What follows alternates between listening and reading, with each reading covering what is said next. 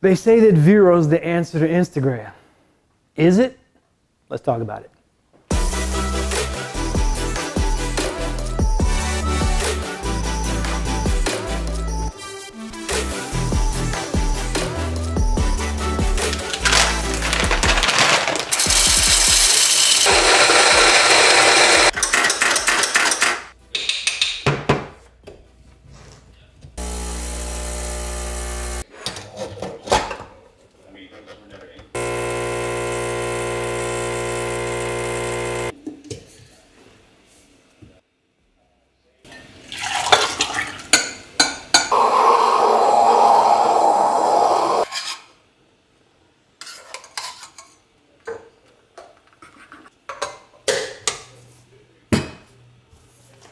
Hello again, everybody. Welcome back to Rusty Brown Photography. I am Rusty. So glad you guys are here.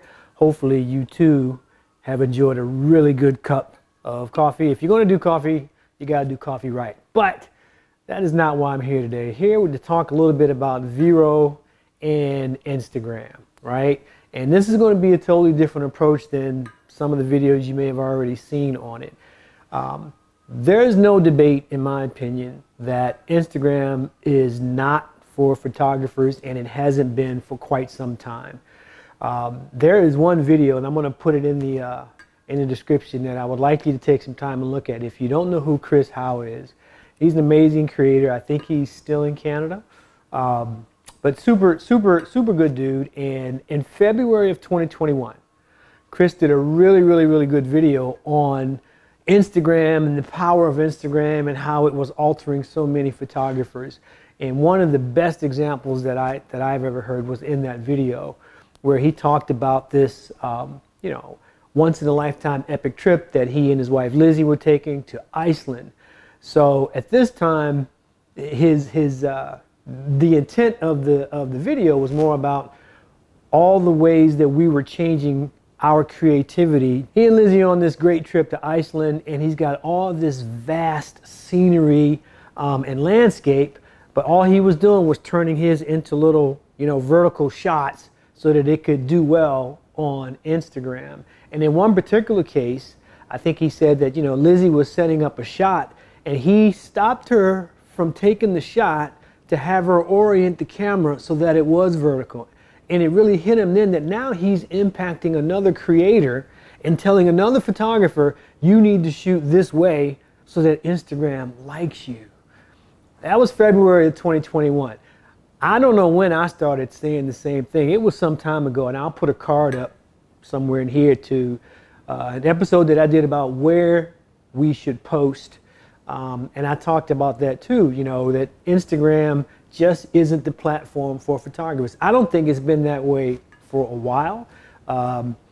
First, you had to fit it into that format.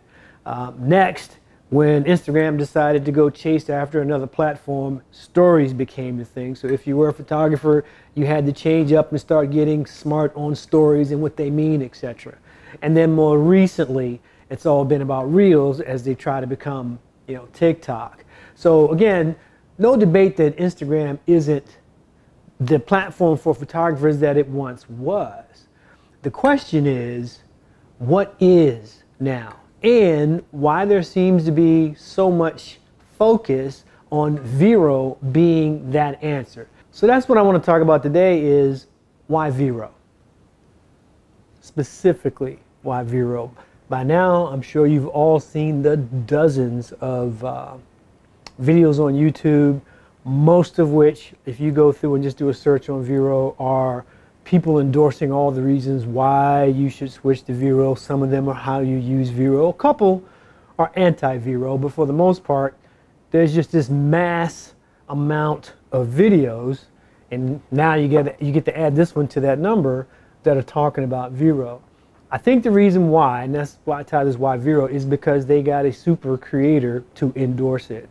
So by now you probably all know that Pete McKinnon, he's done a couple of videos on it now, but the first one came out and said, I'm moving to Vero and here's why. All the reasons, 100% spot on. I mean, Pete's a super guy, super creator, awesome filmmaker, but Vero's been around for 4 years, right? And it hasn't gotten the movement in that 4 years that it's gotten in the last 2-3 months.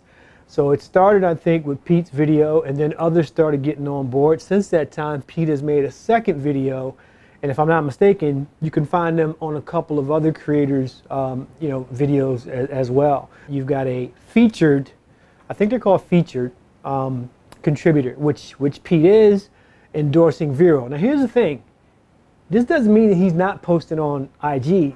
He still is, but he believes, like several other people, that there needs to be a place for photographers to post. Now, I'm going to take you back a little ways, and I've talked about this before too. For me, 500px was my site of choice for posting really, really good photographs and viewing the works of others. Then when they sold and the ownership changed and some of your privacy stuff was being hacked, I had to drop it, but that was a tough one because I thought they were doing a really good thing. Then there's also Flickr, which I'm still on, and I know everybody bolted from Flickr a long time ago, but honestly, when I say why Vero, I say that because I don't see many differences between Flickr and Vero with regards to what they offer. I think that there are some similarities, and I also believe that the number one reason that Vero is now the place that everybody is going to watch others' work is because they have an endorsement by someone as prominent, as famous as Pete McKinnon, right? So to be clear, I do still think that the best place to post your work is on your website in your portfolio, but we need a place where you can go to just kind of scroll, whether it's an app or on a laptop or a PC, and look at the works of others or post your work in its original format that others can appreciate it. So I'm 100% on board with the fact that we need that. I'm just questioning why Vero. So let's talk about some of the similarities between Vero and Flickr. So when we talk about some of the things that both platforms have in common, specifically Flickr and Vero, they're both going to post a chronological feed, if you will, right? So whoever you're following, whatever you're following, as it's added and you follow it, you'll see it. Pretty simple. Not a complicated algorithm, not like Instagram that is trying to force something on your feed that you don't even know what it's about, or something you don't even follow, but chronological feed, which is pretty cool. No commercials, no ads, they both have that. How you follow different things is handled a little differently, but kind of the same. So instead of using the hashtag system to follow things, Flickr uses groups. So let's say, for example, you join the group All Things Water. Anytime you post to that group or someone else from the group posts there, it's on your feed. Whereas with Vero or any other social media platform, you hashtag it, like with Instagram. So you would follow the hashtag everything water or all things water, and then you get to see it that way. So those are pretty similar. I kind of like the groups. It works for me. I just tag it with a group and it's good to go and it's in there.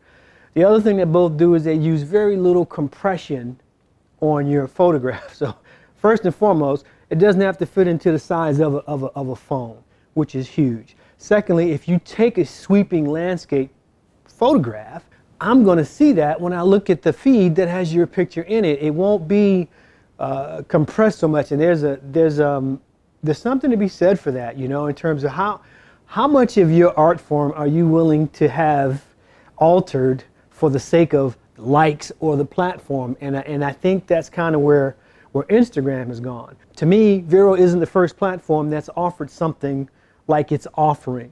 I thought Flickr always had it. Not many people are on it. I agree with that, but this isn't the first. The difference is, in my opinion, that Flickr just did not have star power endorsement. Both are very similar. Either one of them could satisfy your non-Instagram situation. The last thing I want to talk about is why there's a need for us to be on multiple platforms, because just because you're no longer posting on Instagram with regularity, Even Money says that you're still going to keep an Instagram account, much like I am. So why keep all these different accounts? Let's talk about it. You want some of this? You don't want none of this. You ain't ready for this. Let's go.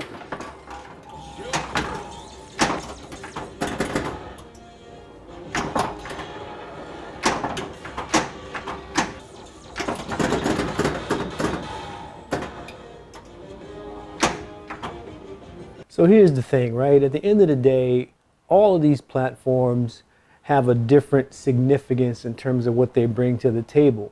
And it doesn't make one any worse than the other, right? If you think about, for example, you look at the thumbnail that I had for this particular video, right? Here it's showing the difference between Instagram and Vero. Truth of the matter is, I probably should have used a different thumbnail like this one right here. I think this is more representative of what I'm going through because you see the 4 thought bubbles, right? So you have Twitter, Flickr, Instagram, and Vero. And you could juggle all of these at one time based on what your particular need is. So for me personally, I still think that your website is the best place to post because you own it. There's nothing that's going to happen there that you don't control. There's no hashtags needed. You don't have to join a group. You know, if you're running a business, you know, you can do your sales from there, your marketing, you can distribute your images to clients. There's a ton of things you can do there. But as we talked about earlier, people don't have enough time to go through and look at all the different websites of the photographers that they like. So let's park that one on the side and take a look at these other 4. So when you look at the different platforms, like we'll start with Instagram. Instagram still has value for me because that's where most of my clients reside. So I'm on Instagram following them and connecting with them. I don't post as much there anymore. When I do, it's normally something that's not photography related. You know, out hanging with friends or family or doing something fun with the grandkids, things of that nature. The last time I posted a no fooling photography shot, I don't know, a couple of months ago, the algorithm didn't even push it to people who follow me. It just kind of put it out there again because it wasn't a reel. So, you know, that gives you some indicator as to what you're going to get as a photographer from Instagram. But I can't give it up because most of my clients are there on Instagram. Vero, on the other hand, is kind of like Instagram, but it doesn't have the algorithm that Instagram has. It doesn't have the you know, all the sales and all the weird stuff and the commercials and the ads that are coming through, at least not right now. So with a chronological feed, you get to go there and I get to actually view the work of the people that I like to see, and hopefully some folks can look at my work there. Flickr, very much like Vero, we talked about that, same thing. You get to post your work for others to view and you get to view the work of others. Not a lot of clients are there.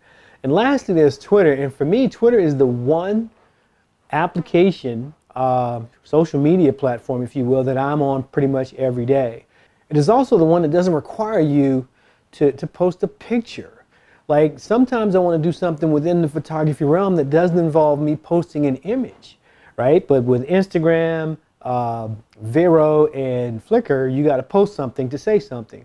Not so much with Twitter. So you think about all the different people you can follow, all the pros, even the companies. Like I follow Sony and Sony Beat Alpha and Adobe and other creatives, photographers who are doing big things and telling you about it and not necessarily posting a photo with it. So a good article about photography or a good thing about tips or whatever. All these things I found on Twitter, and it's fast. Now you can post on Twitter, and I do sometimes, but for me, that's the one app that I'm in every day, you know, with that. So yes, I'm on Vero at this handle.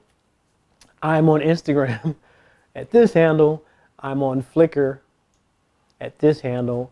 I'm on Twitter at this handle, but I'm on Twitter all the time. So when you think about the overall theme of today's conversation, that's all we're really doing today is having a conversation. You know, it's why Vero? Why was Vero chosen to be the next big thing for photographers? But the bigger question that you need to ask is why you are on any one of those platforms.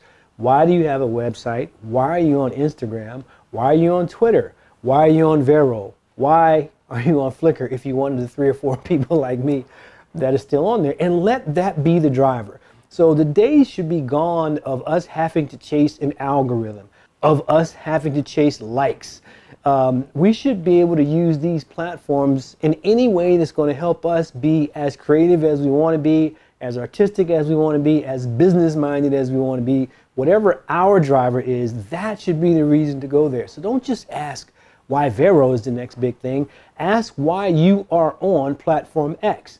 And you may, come up with an answer like the reason I'm not on Facebook and haven't been for several years. It doesn't serve what I want to do. Ask yourself why you go there. And if you look at me, I go for the views, not the likes. Yes, I like watching the work of others, but I post so that people who are like-minded or like me or doing something similar can view my work. I don't post to get likes from others. I post for the views. I'm curious to see how many people view my work, and I like viewing the work of others. Great example. There's a picture that I put on Vero recently, one that I did a few years ago of Olivia. We were in Atlanta, and it was an underwater shot. One of the toughest shots I ever did, but I'm really proud of that shot. So I posted it recently, and it did okay. But on Flickr, because it's part of a group like we talked about earlier, that photograph for me is the most viewed photograph I've ever had, period. It's over 13,500 views. I don't care about the likes. Yes, there's some likes in there. That doesn't matter to me, but it tells me that people who like underwater photography or photography with models or whatever, they go there and they view it, and it's still racking up views today. There's another picture that I did some years ago, a composite photograph of Dee, and I think I called it the sports fan, whatever.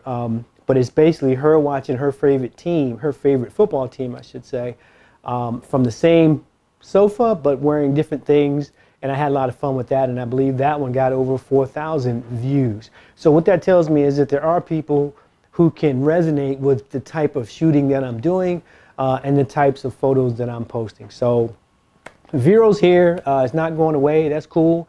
I'd be curious to see, one, are you on Vero? If you are, now that you should have my Vero handle, really simple, drop me a line. I will follow you. I'm curious to see what your Vero journey is like.